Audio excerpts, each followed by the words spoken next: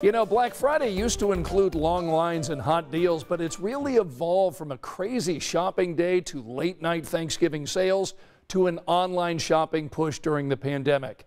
Tonight at 11, our Rachel Krause explains why shopping habits have been pivoting and why this dwindled down version of Black Friday shopping may actually be here to stay.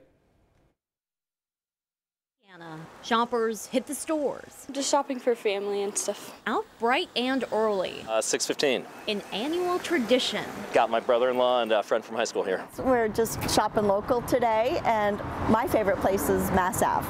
And the crowds? They haven't been as bad as I thought they were going to be. Many people choosing to fill their carts from their couch. Shopping cyber sales before Black Friday. There were so many offerings earlier in the week that it was tough to decide whether to shop early or to wait for Black Friday.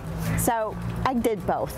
I love it. Kyle Anderson, an economist at IU's Kelley School of Business, says Black Friday started in the 90s as a way to get customers in the door to start holiday shopping. You need to be in a line to get into business. But over the years, with the addition of online shopping, that's slowly changed. And after the pandemic, many people now putting to bed that doorbuster drive to stores for good. It's certainly smoothed out a lot. People are spreading out their shopping throughout the season rather than focusing on that one day. And it's probably a good thing, especially as we have hard time hiring and those sorts of things.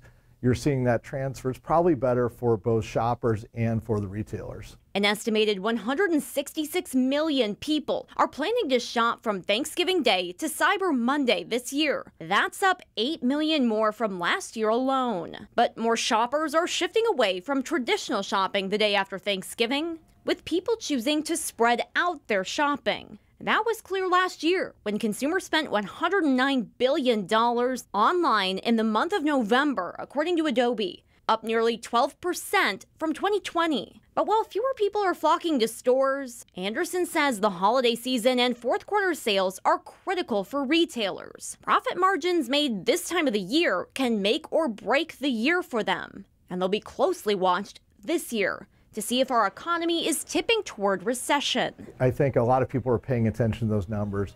If retail sales come in strong, then we know that consumer households are still willing to spend, and that's a good indicator that we may not have a recession or a very mild one going into 2023. If we see households really start to pull back, then we know that they're going to be concerned, and that could be a tough indicator. And while customers right now are price sensitive on shopping, Anderson says sales have been strong so far in the face of inflation. Hopefully when I go in here I find something good too. Like we've seen today from folks hitting sales. All of them.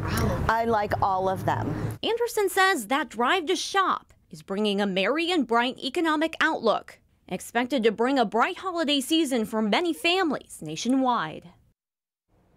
So the next big shopping day is Cyber Monday. How did that get its start? Well, it's actually pretty interesting. Of course, we saw Black Friday coming up in the 90s, but Cyber Monday came up because people would go shopping in person after Thanksgiving. They didn't have at-home computers or online internet yet, so they would wait until they went back to work, and then they would go ahead and log in on their employer's computer. And they would buy what they needed to then, and they saw such a big spike, they started to brand it as Cyber Monday. Of course, now we have devices in the palm of our hand. Of very course, easy you can to do go it ahead and buy. anywhere you are. Truly. All right, very good, Rachel. Thanks so much.